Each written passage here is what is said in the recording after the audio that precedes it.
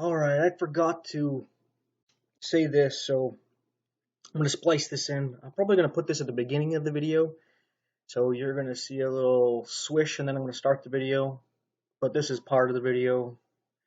And anyway, when you keep preaching about the rapture being at a certain time and it never happens,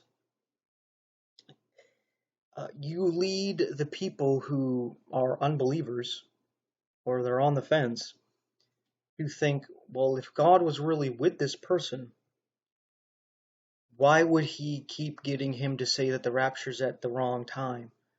Why wouldn't God reveal to him the truth? Right? And even though you're saying the Lord didn't tell me, I'm just kind of educating guessing here. That's not what they're hearing. They're hearing you say, oh, this is rapture. You get all excited. We're going to have a rapture watch date, get together, and all this stuff. And then it doesn't happen. The unbelieving people and the people on the fence start to look at you as foolish, which is not necessarily a bad thing, but they'd start to think that God's not with you. Kind of like when Paul was talking about the church wanting to have the gift of tongues. And he's saying, I would rather speak 5 words in a language people know than 10,000 in a language people don't understand. And if we were all speaking in tongues and the unbeliever came in and saw, they would think we're all mad, and rightfully so. Right? So if we're all saying that the rapture's at this time and it's not, the unbelieving world looks at us as kind of off, like God's not with us, when we need to be showing them that God is with us, such as we show them Bible prophecy that's already been fulfilled, and prophecy that is about to be fulfilled. And yes, you can say the rapture is part of that prophecy, but to keep saying when that day is and it not happening, you're leading them to think that God's not really with you, because that's what they're looking for. They're looking for God. They want proof that God's there, and they want that love, that joy, that peace that God brings. And if they don't see you with that, they kind of just walk away, right? And I think this is a deterrent for them. And I explain that in more detail as this video gets into. It's going to do a little swish into the actual start of the video. This is just spliced in. So stay tuned. Alright, I just wanted to make a quick video here because I was just watching Barry Aw on God a Minute's channel. Apparently they made a video a day or so ago talking about possible dates and what have you. And I was just hearing them out, and about 30-40 minutes in, they were responding to people who were saying that they are ruining people's faith by constantly saying that the rapture is basically tomorrow and it's never happening, right? One day, eventually, yes, they'll be right? If I keep saying that the rapture's tomorrow every day, eventually I'm going to be right. But people are going to be just dismissive when I say it, right? If I keep saying it and it's always wrong, people are just going to ignore me when I'm talking about it, right? So I've made videos talking about this before, that it actually messes with people's faith. And they were addressing it in this video, and they were acting as though I was saying, or other people were saying, that people who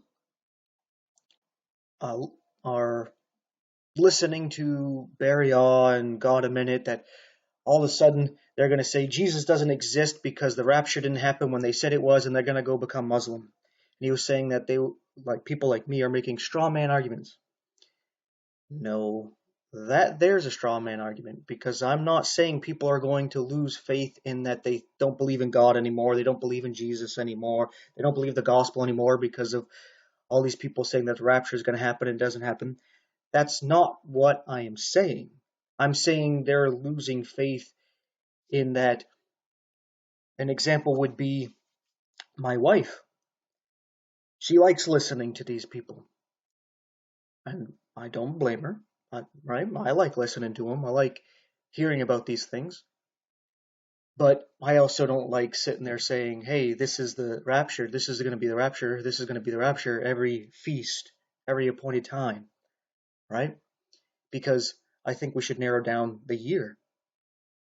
I think we should put a lot of work into the year. Then we won't have this mess up of, oh, it's going to be at this feast day, and it's been going on for almost 10 years, right? And what's happened with uh, my wife is like not really enjoying your job like everybody else, right? But you start getting excited and you like, hey, well, I just got to put up with it for a couple more months, or I got to put up with it for a month, a week, right? Or because Pentecost just passed. Well, Feast of Trumpets right around the corner. I can just keep going and tough it out. But you can only keep telling yourself that so many times before you're just like, no, I'm sick of grinding this out, thinking that, oh, if I just do a little bit more, I'm going to get there.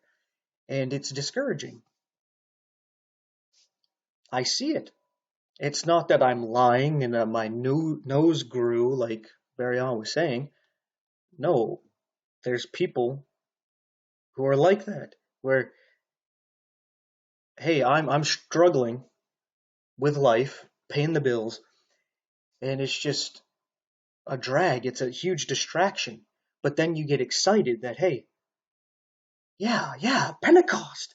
That makes sense. This is where we're gonna go. Yeah, it's right here. And then it passes, and you're just like, oh, so next year, maybe? Okay, maybe I can push another year. But then they tell you, no, next feast year, Feast of Oil, and then the Feast of Trumpets, and then Atonement, then Tabernacles, and then Hanukkah, and Feast of Trees, right? You just keep going, and eventually it's just like whatever. It's become more of a distraction, right? But that's not even the biggest issue that I see with this, because I know people who are Christian and they have faith. They're not going to be discouraged by this. That's why I watch this stuff. This stuff doesn't discourage me. But when I see it discouraging my wife and others, I start to think about why. And we all don't have the same level of faith. Right? The Bible tells us about those who are weak in faith think they can only eat vegetables, like they're vegetarians, right? And it says that those of us who have strong faith, not to offend those with weaker faith. So we do things not because we have to do them, but for the sake of our fellow Christians, our brothers and sisters in Christ, because of their faith isn't as strong, at least not at the moment, right? It's kind of like going on a trip, like in olden days where it was on foot, right?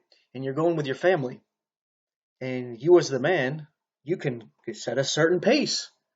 You might be able to even jog it and run a good portion of it, but then your wife couldn't keep up, right? Especially you got children. Their stride is smaller and they don't got the energy and all that, and they're not used to trucking. You got to slow down for them. So you got to have a pace where you're like, whoa, man, I wish I were going to take us forever to get there at this pace. But you gotta set that pace because that's the pace it takes for everybody to go along together, right?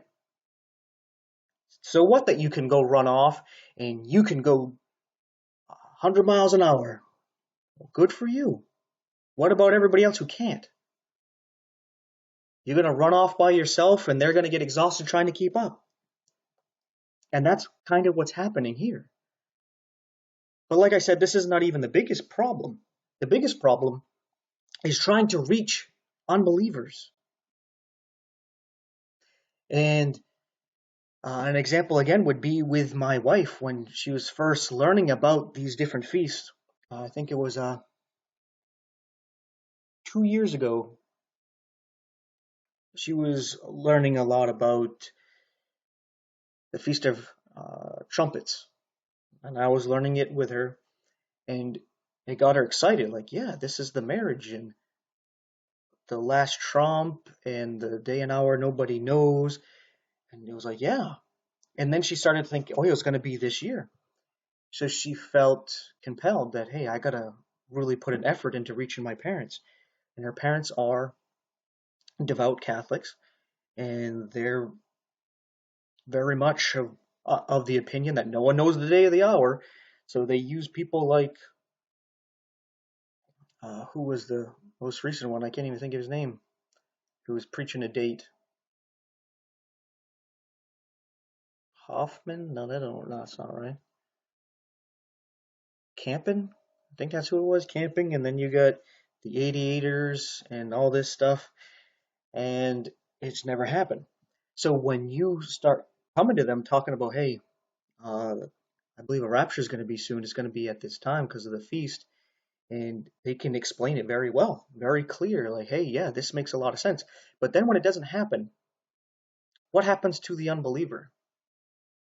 Oh, you're just another date setter.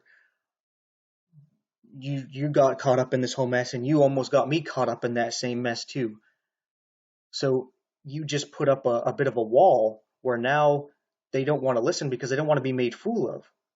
Because you almost made a fool of them, and they know how it was growing up, seeing the 88ers and what have you, Harold Camping, I believe it was, and many others, and they are all fools, and you almost made them into one of them.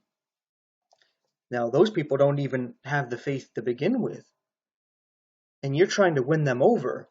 So, telling them these dates, even though you're saying it's not thus saith the Lord, but you keep putting it out there, they're not taking in everything you say. Where it's like, oh, I'm not saying that thus saith the Lord. They're hearing, oh, this is when the rapture is going to be. And then it doesn't happen.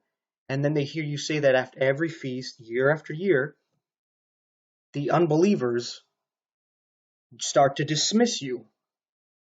That's the actual biggest problem. Not so much Christians are going to go off and become Muslim or atheist or something. That's a straw man. That's making up what me and others are saying. It's more about the unbelievers. Where, first of all, we really shouldn't be preaching the rapture to unbelievers in the first place. Maybe if anything we say about the rapture is, oh, I believe the rapture is going to be soon and things are going to be different afterwards, but not telling them, oh, when I think it's going to be, and get ready so that you can go too, right? Because they're going to hear, oh, drink the Kool-Aid and neuter yourself so you can take the spaceship home. That's what they're hearing because of all the different cults, right? And you're not trying to build a wall and offend them in the sense that you're pushing them away. You're trying to reach them. And if you're going to offend them about how they think about themselves. They think they're good enough to go to heaven. Or whatever their beliefs are, you try to meet them there and show them the error of their ways, whether they believe in atheism, if they believe in reincarnation, Islam, Catholicism, wherever they are, you try to reach them where they are and show them the error of their ways. You break down their foundation to show them that they have nothing to stand on. And then you can start bringing them to the truth. And you got to do this by prayer because you could be the best when it comes to reaching people and breaking down their foundations logically and reasonably, and then bringing them to the truth logically and reasonably, right? With love and patience. You could be the best at doing it, but it doesn't mean anything because ultimately it's a relationship between them and God.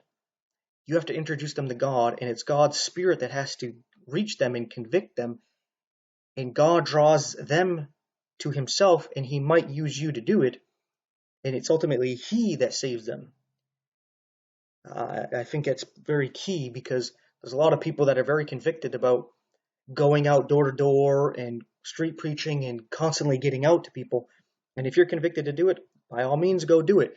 But it's not on you to save the world, right?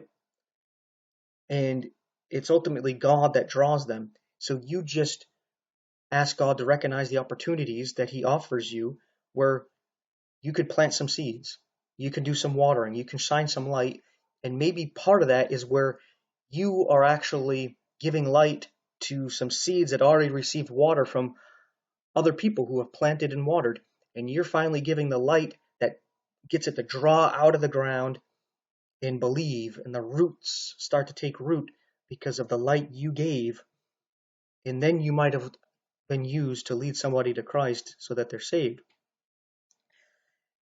But when you sit there and talk about the rapture to them, you're not really planting seeds, you're not really watering, you're not really giving light.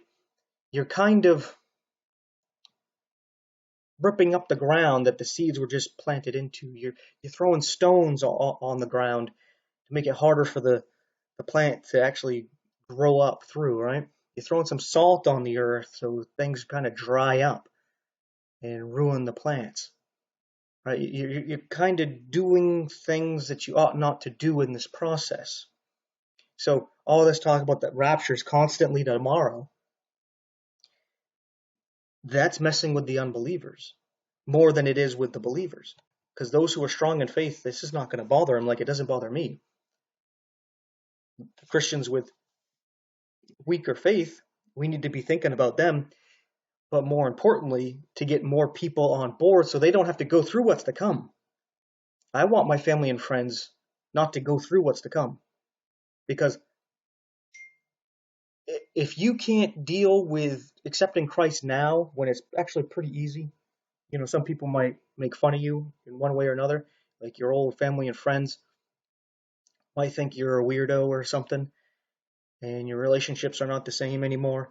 If you can't deal with that, how are you going to deal with it when you're ostracized by all of society, where you're either going to be imprisoned, tortured, or killed, and you're not going to be allowed food and water to be able to buy and sell unless you reject Christ and accept the mark of the beast?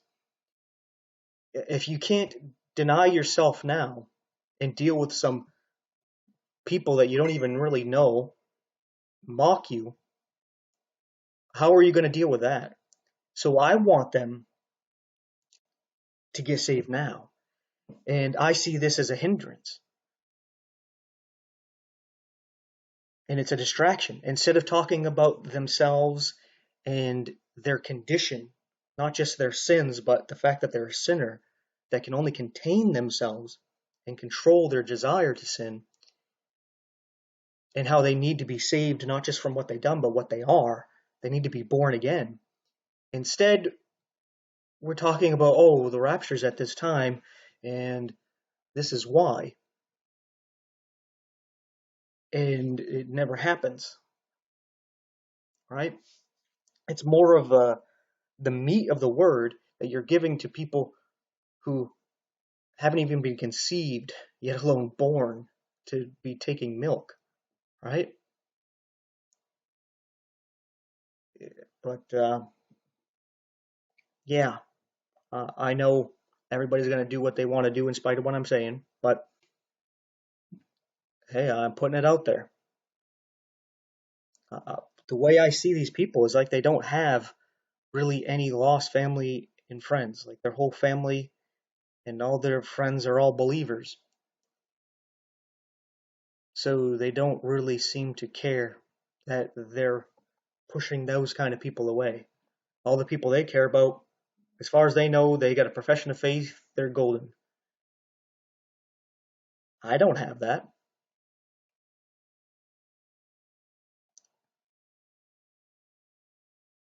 Not at all. I actually cannot think of any family member that I'm sure truly believes in a saved. There's some that have some kind of confession, but I'm just not too sure. And friends that I grew up with, I don't know any that are Christian. If they are, I can't tell, right? And a lot of them get offended if I talk about God or Jesus or anything like that. So I don't want to put things in the way that's going to hinder them and justify them looking away. Because how can I defend somebody saying that the rapture's at every feast every year and they're always wrong? And they say, look, he's always saying that the rapture's there and it's not. And what am I going to tell them? He's saying that these are possible days of the rapture. They don't really care.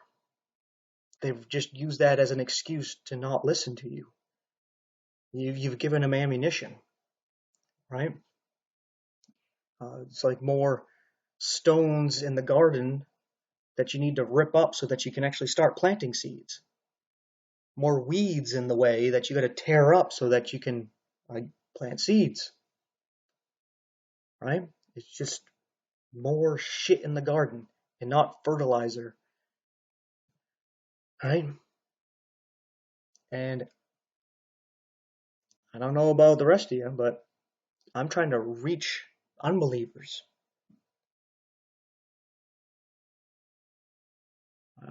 A lot of the Christians, they're getting plenty of encouragement, right?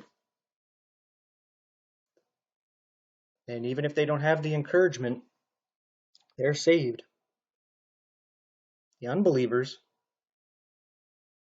they're going to go through some hell that temptation that's going to come upon them is going to be very strong. And I don't know if I could reject that temptation. So I don't know if they could either.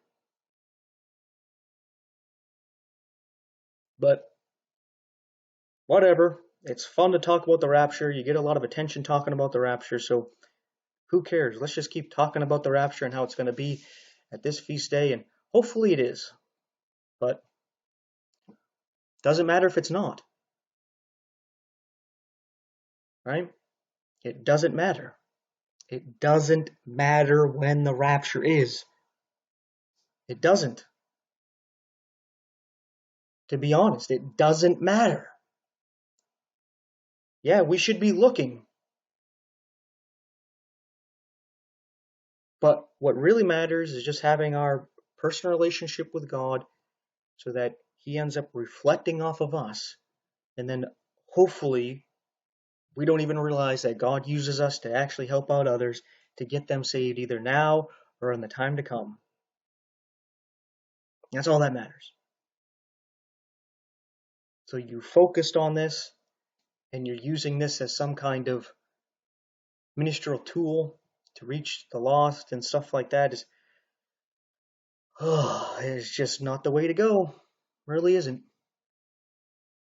And that's what a lot of Christians are doing when they get convicted. Like, hey, I think the rapture is going to be at this day, because they're hearing all these people talk about it, that it's going to be at this feast day, and they start listening and they're like, whoa, all that makes sense. Everything they're saying there makes sense. Okay, I need to really make sure I get the message out to my family and friends who don't believe. And they start using that as a tool to reach the lost. And then, like I said, saying it again, it doesn't happen. So then all of a sudden now our Christian brother and or sister looks like a fool to his family and friends and is now hindered to reaching them because they just look at him as a fool. And that means that most likely they're not going to accept the gospel. They're going to have to wait for us to get raptured. Then they're going to be convicted. And even once they're convicted, it doesn't mean they're going to be strong enough to resist what's to come. I know that's not on us, but we ought not to make it worse, make more of a hindrance. And I know I'm just keeping saying the same thing over and over in a few different ways, so thanks for watching. take place. So that fella couldn't join the church. He couldn't join the church. He couldn't get baptized. He couldn't get baptized. He woke up with God. He woke up with the devil. Are you saved? Amen. So that fella didn't take the sacraments. Didn't take the sacraments. Didn't say the rosary. Didn't say the rosary. Didn't tithe. Didn't tithe. He went to heaven. He went to hell. You saved? Great. Didn't keep the law. He didn't keep the law. He broke the commandments. He broke the commandments. He didn't keep the golden rule. He didn't keep the golden rule. He woke up in glory. He woke up in the pit. Are you saved? You're saved. If you're not saved, you're over here or you're over here. You sure ain't in the middle. He said, Lord, remember me, thou comest thy kingdom. And Jesus turned to him and said, verily I say unto thee, today shalt thou be saved. It's like that. You have been saved? If you ever saved, you were saved like that.